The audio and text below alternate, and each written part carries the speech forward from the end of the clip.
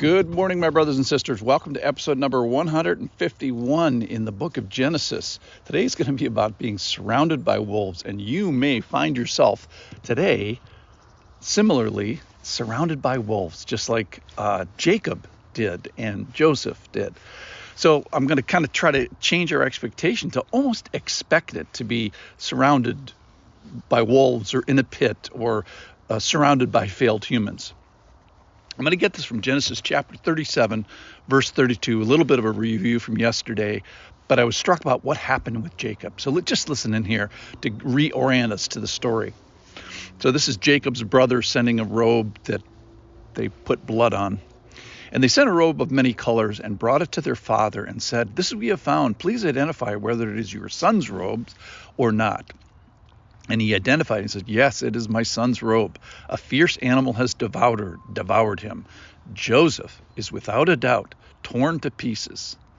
Then Jacob, who's the father, tore his garments and put on sackcloth on his loins and mourned for his sons many days, like all his days if he ever had lost a child. All his sons and daughters rose up to comfort him, but he refused to be comforted and said, "No, I shall go down to Sheol mourning." Thus his father wept for him. So here's the thing that struck me about this, is how many sons did Jacob think that he was mourning over and in a broken relationship, in this case broken by death? That's one.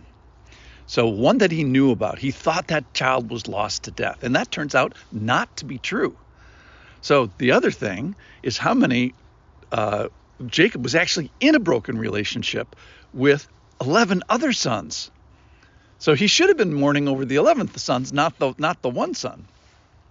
So he was in a broken relationship with all 11 other sons who were in this conspiracy against him. So Jacob was deceived by that, which was not true in this particular case. He was in the state of ongoing broken relationship with 11 fakers, and he was the only one that was like not in on the joke, on the conspiracy, the deception, the big lie. So ironically, he was not in a broken relationship with Joseph, and that relationship was going to be restored. But the 11 that were around him, he was in a broken relationship with. All right, so I'm thinking about broken relationships with people that are near us, and it turns out that the brothers he thought were in a state of fellowship with him, comforting him, turned out to be in broken relationship. So the relationship with Jacob and what son was broken? All 11 of them, but kind of in a way not Joseph. He was separated from him physically, obviously. So Jacob was grieving the wrong thing. That is the death of the son that didn't die. And he was grieving the wrong people, the 11 people who were deceiving him. So knowing what we know now, we would instruct him and say, "Hey, you're grieving the wrong situations. Your son's deception is what you should be grieving, not the death of this guy who didn't die." Now, obviously, there's a special grief with what he thought was death, because you can't go back and fix the relationship if there's any unfinished business. So Jacob in the story is actually grieving the wrong people. Joseph is going to actually live his best life. He's going to be one of the faithful heroes of the Bible through his suffering. He's going to save his people. He's going to save his family. All these knuckleheads we're talking about today, he's going to save them. And Jacob is surrounded by this pack of wolves. This is how I'm describing. All right, so this is where I'm going with this. Is what kind of take home we're going to take from this. So what quality of humans do you surround yourself with? So is there anyone you should be moving towards in fellowship and commitment and encouragement? And my first thought was, well, maybe there's people you should be moving away from, people that aren't walking in the faith, or, the wolves of our life. Well, then I was thinking about Jesus, which is always a dangerous thing to do, because he spent his whole life, most of his life, with knuckleheads and moving towards knuckleheads. So Jacob's problem in our story today is primarily with his family members. And they're probably not, erasable.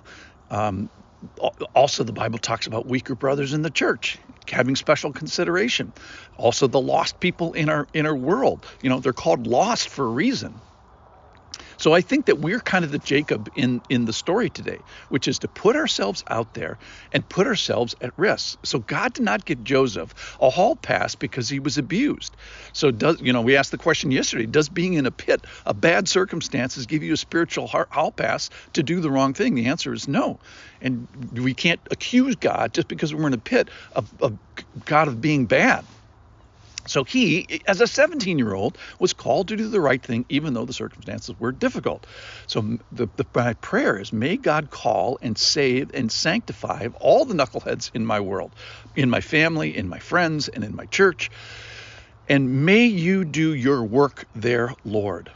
So though I am disappointed in people sometimes, and they're probably disappointed with me, that doesn't mean that I'm not appointed by God. So even though I am surrounded by wolves, doesn't mean that God doesn't have me a job to do amidst that pack of wolves.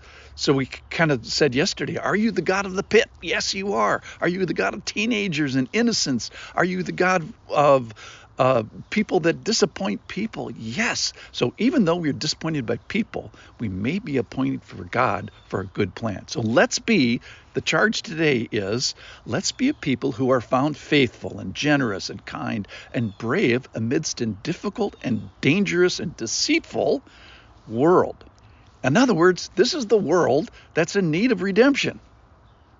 So this crazy world is full of the most valuable commodities in the universe. That is, the souls of mankind.